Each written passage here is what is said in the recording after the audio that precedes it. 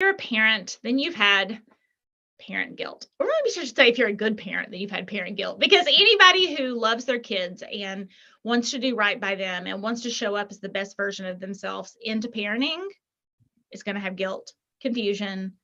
What do I do about this? What do I do about that? And so we have Alicia Lyons, who's a mother, author, coach, and I'm excited to have you talk about mom guilt. How are you, Alicia?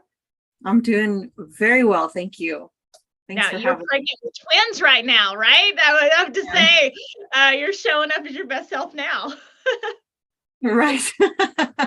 24 weeks carrying twins for another mom that's local, semi-local, 3 hours north of me, wanting to be a mom. And so I have one son, he's 10 years old. I didn't want any more children. And I thought, well, my body can do this. I enjoy being pregnant. And then the universe said, how about twins?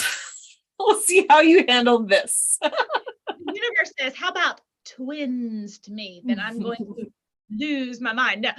Right. I did. I lost my mind for a while. I believe you. I believe you. Well, I am glad that your mind is back for our conversation. So what do you see when you hear people talk about parent guilt or mom guilt? What's going on? What does that look like for your clients? Mom guilt shows up, and I love that you qualified that good moms feel guilt. I feel like it's more moms than dads. And I can only say that because I focus on the moms.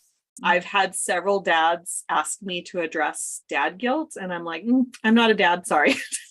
Mm-hmm. And the things that moms feel guilty about are more of the emotional stuff. Dads feel guilty about different things. And again, I'm not a dad, so I don't know what those different things are. I just know that moms are more of the woulda, coulda, shoulda guilt than really anything else. Or I wish it had been different. I wish that, I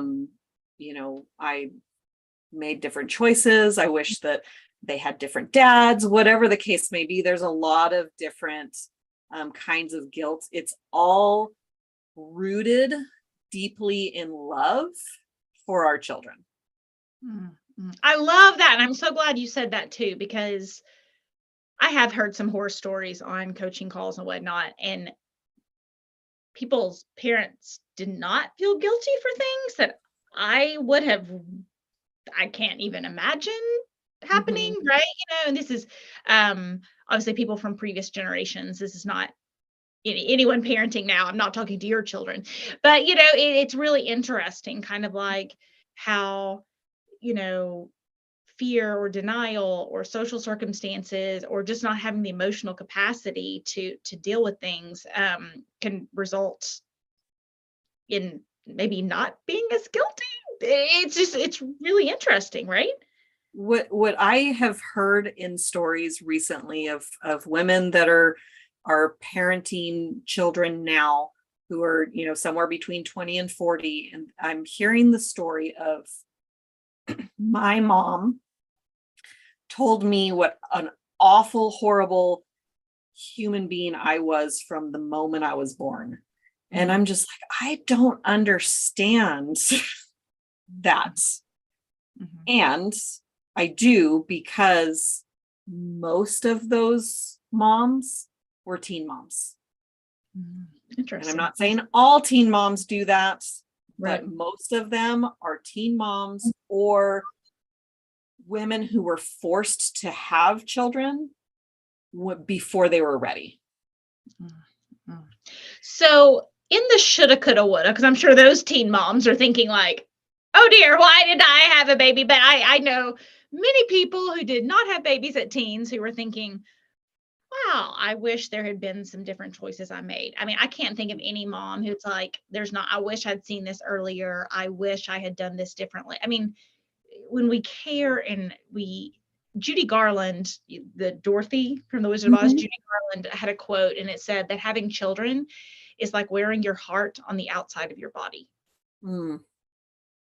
Yeah.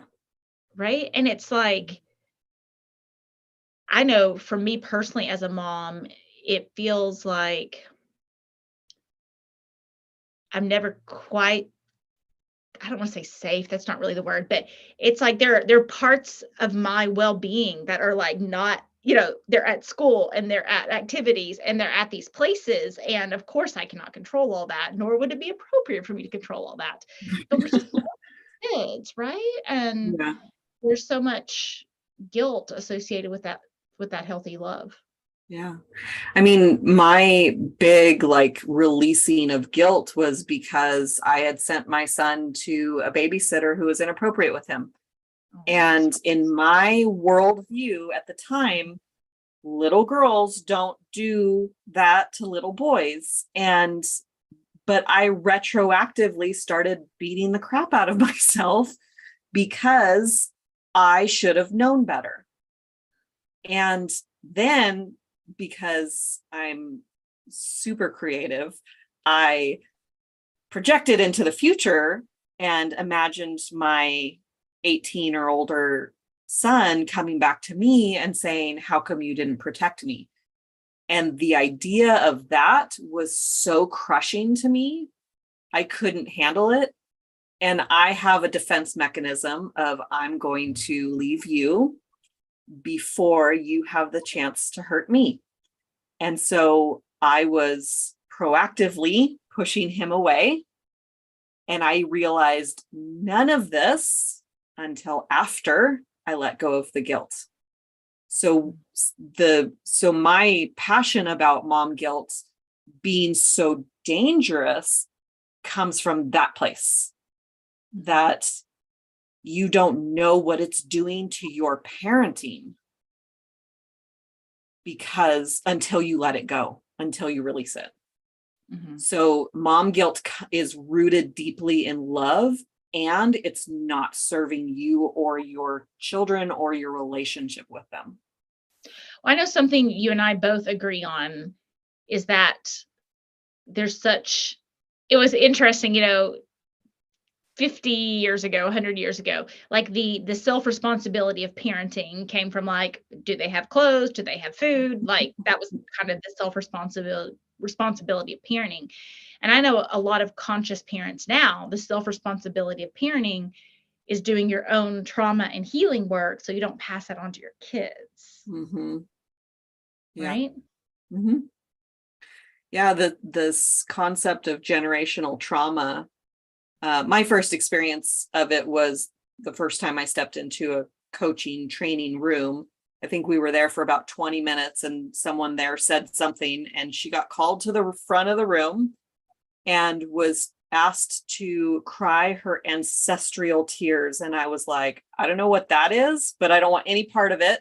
So I'm not going to be talking for the rest of the time I'm here. Uh-huh. That was my first experience of generational trauma. And now I'm genuinely fascinated by it because of how interested I am in parenting and how, what my mom did and what her mom did and what her mom did, that it's like, I am the culmination of the last 7 generations. Mm-hmm. And what I do affects the next 7 generations. And so my healing is healing for all of them. And that excites me to no end. Yeah, because there's a sense of power to it, right? And Mm-hmm. I had a dear friend, when I went through my divorce, I had a dear friend who said, I worry that you're going to emotionally detach from your kids because your divorce was so painful. Mm-hmm. And I remember very distinctly like hearing that and choosing not to do it. Mm-hmm. And the absolute relentless, almost like a speed train, like swinging by it. I'm trying to jump on the train to like make that happen because my divorce was very painful.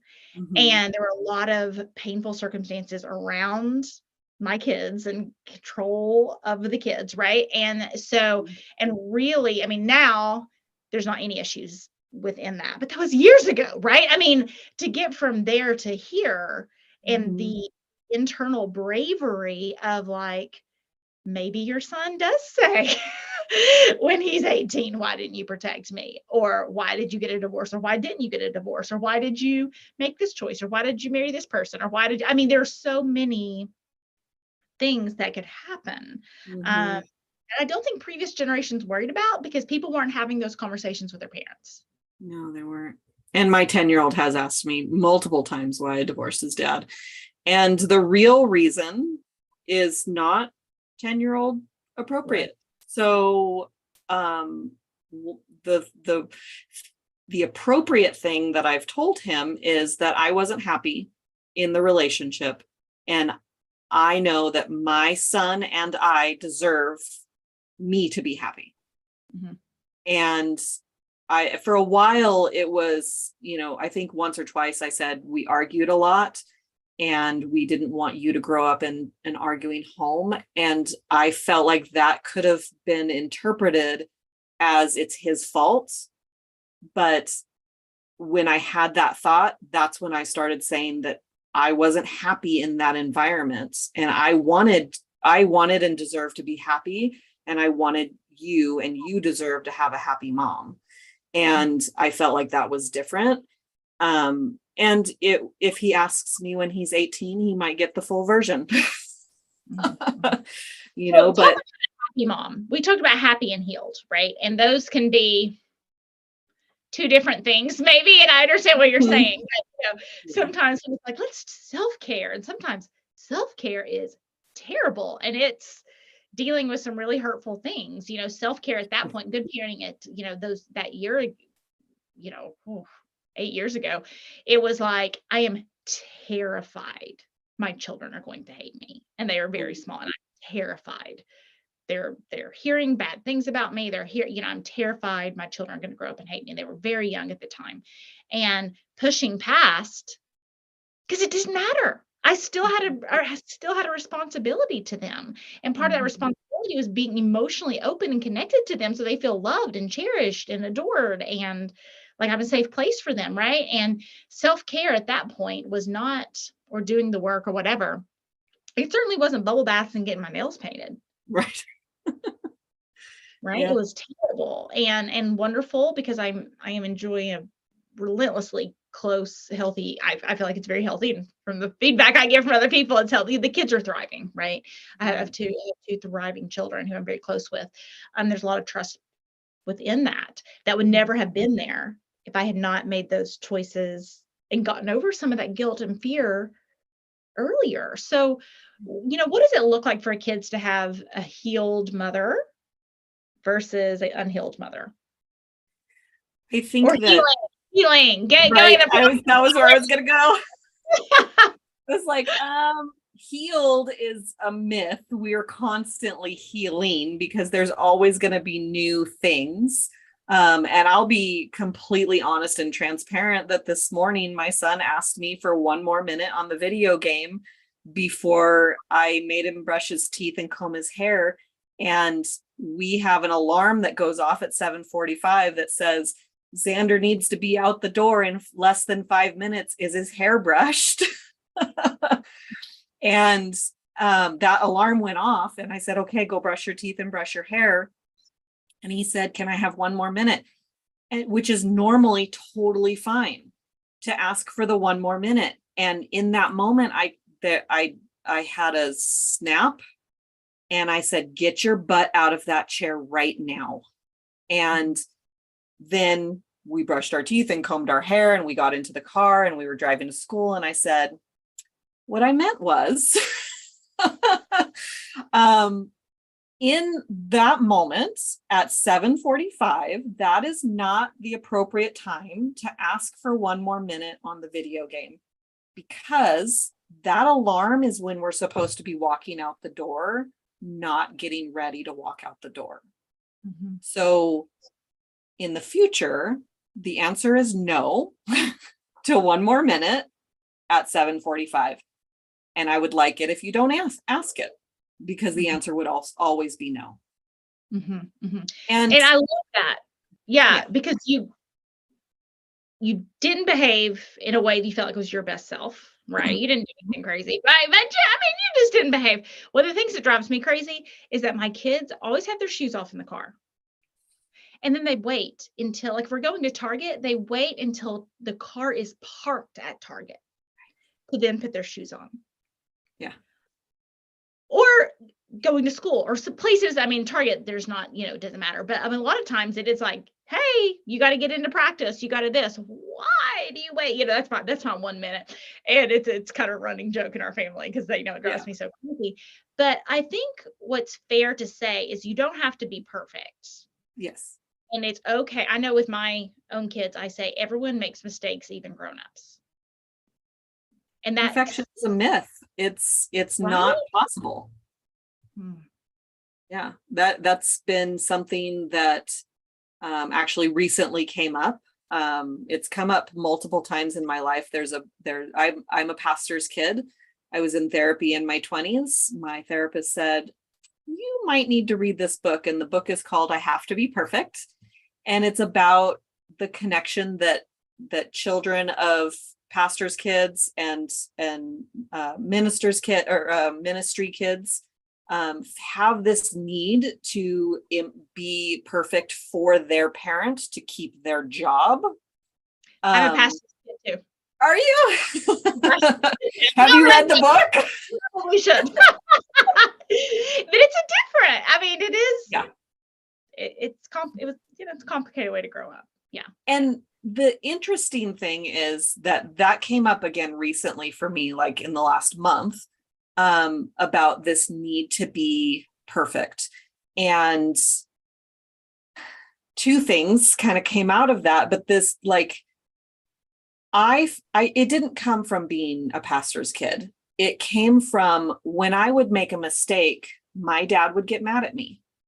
And then I made the connection as a 4-year-old that my dad being mad at me means that I'm not lovable.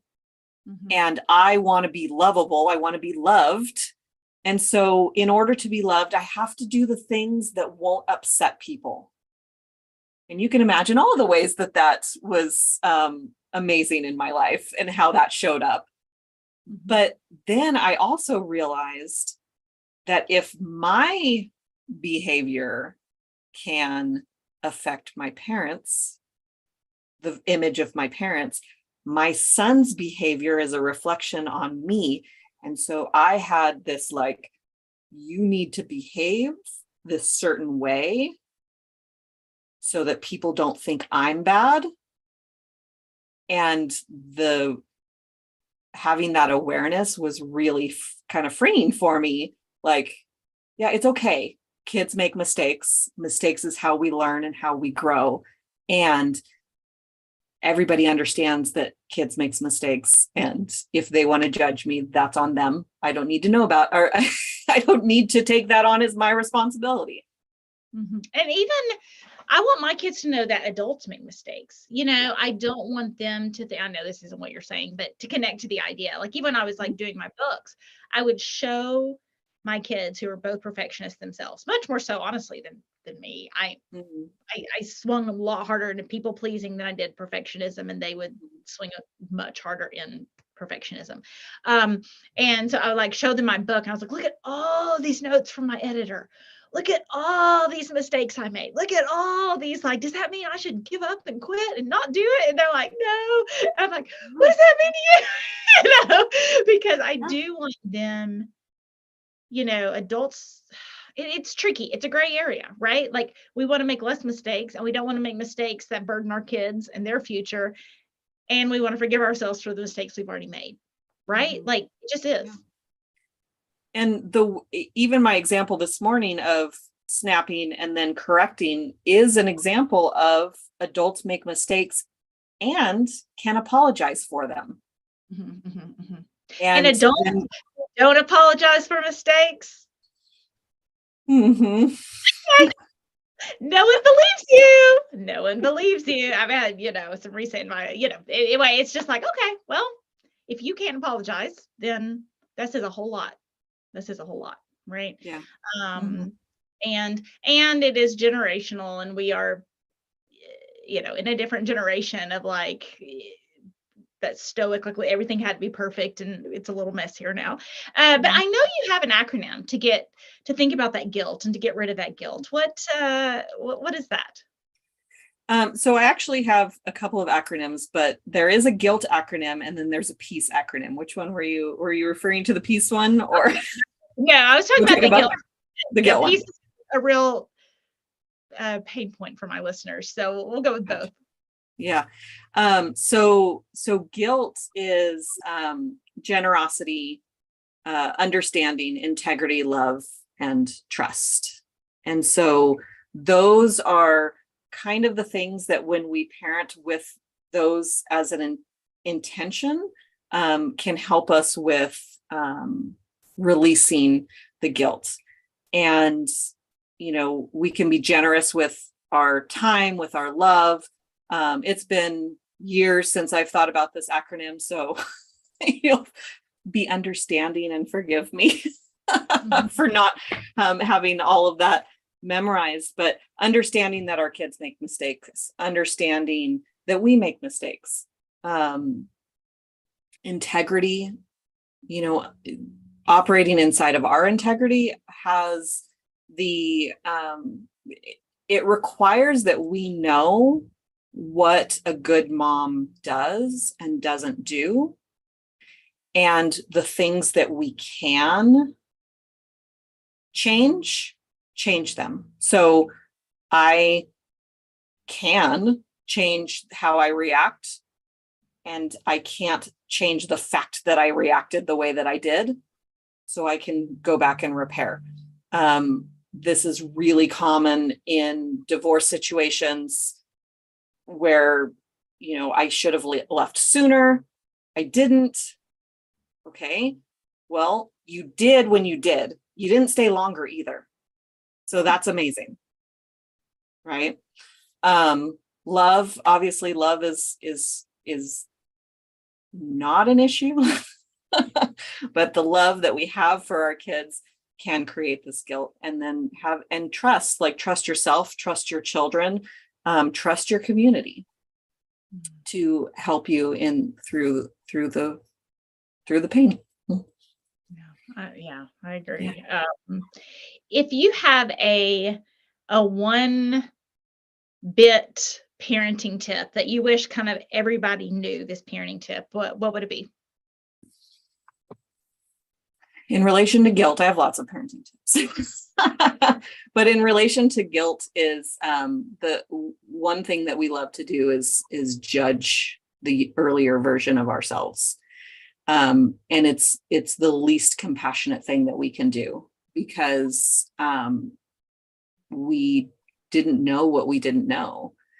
And when we go back and judge that younger version of ourselves who was literally doing the best that they could with the tools and awareness that we had at the time, it's not fair to her. It's not fair. She genuinely would have made different choices if she had different information. The same. And you learned the information, and now new information can learn to new decisions. Mm-hmm. But we don't have to retroactively go back and say, why didn't you know what you didn't know earlier? And what I would like to remind people is how short the information age has been. Yeah. Right? Like now, yes, you and I can connect, and we have never met in real life, and I can talk to someone in Singapore each day. And I mean, it's crazy, like this world that we live in where information is at our fingertips. We literally did not, I mean, our children are growing up in that world. We didn't. Mm-hmm. Right? Like I'm sure I had the internet in college. I mean, I did, but it wasn't like it is now. It wasn't at my fingertips all the time. It wasn't, it wasn't easy to access information and healing and right. And like mental health. It was like, that used to be like whoa, you're like working on your mental health. What's the matter with you? And now it's almost like, you're not working on your mental health. What's the matter with you? Right. And it's like, please be aware how quickly all this happened. Right. Yeah. We've been humans for a long time. And this information age of having this new information is very short it's a very short amount of time in our lifespan. Yeah. And I have a friend that is mad at her mom for I think Dr. Spock created the cry it out method. Mhm. And I had a guest on my podcast that let me know, I didn't even know this, that the reason that babies stop crying in the cry it out method is because they've given up that help is coming. And like, if that hit you as hard as it hit me the first time I heard it, it was so like painful to hear that. And my friend is angry at her mom because her mom let her cry it out. And it's like, Dr. Spock was the expert back then. They didn't have, I mean, we literally have 500,000 experts that all say different things now too. Mm-hmm. So you have to, as a parent, sift through the sea of experts and do what feels intuitionally right. Mm-hmm, mm-hmm. But some people didn't have that awareness. This mom clearly didn't have that kind of awareness at the time. You can't retroactively get mad at her for not knowing something that she didn't know, and the same goes for you. Mm-hmm. When I was a parent, I had when my son was a baby, there was a friend, and she we're not friends anymore. She was super into the cry it out method, and her like mission in life was to teach everyone else to let their kids cry it out. Okay. Mm-hmm. I'm quite certain it's because her husband was controlling and he wanted sex. And her responsibility was to put the child down at 7:00 at night so he could have his rest at the end. I mean, you can see how fired up I am about it. I am not friends with these people anymore. I want to be very clear. It's horrible in every circumstance that they gave me advice in. But I just couldn't do it. My son was just like, he honestly, he didn't sleep through the night for years. And now, he and I are super close. He's super intelligent, whatever. But it was like, it just didn't work. It just didn't work. It was like, I don't, when people say crying out, like, I'm pretty sure this is not what's supposed to be happening. Right. And it was just like, no, not worth it. Not worth it. This seems, hurtful. It seems, but it was so, at the time, there was so much guilt because she was literally had this book about God and how God wants you to let it cry it out and how your marriage is supposed to be first priority. And if you do, I mean, it's just horrific now. And thank goodness that I couldn't follow her information based on, but there was guilt at the time. And I was like hiding it, that I wasn't letting my son cry it out because in the community, it was like, it's just really jacked up at the time. But it goes to your point. Yeah. And there's an episode of Friends. I can't even handle crying on the TV, let alone my child of my loins, like crying, needing something. Like babies cry because they need something. They're wet, they're tired, they're hungry. And my son was by the book. Like he was either wet, he was either crying or he was hungry or he was tired. Like that was why he cried. And I was blessed with that. And it was that episode of Friends, I can't even watch it because the baby is crying the entire episode. They're not trying to let her cry they're trying to calm her down the whole episode, but I can't listen to it because it's so activating to my system. And so I don't know how anybody did let them cry it out. But if you did, again, you're doing the best that you could. And you're probably like me, who just learned that it's because they're giving up. Well, and at the time, there are other things I did wrong as a parent. I didn't mean to say I did everything right as a parent, but at the time there was incredible turbulence like within my social dynamic. And there's something personally going on right now. There's incredible turbulence in my social dynamic and a lot of people who are very opinionated about a decision I need to make for my child. And I'm taking the time to intuitively make the decision and collect information, right? And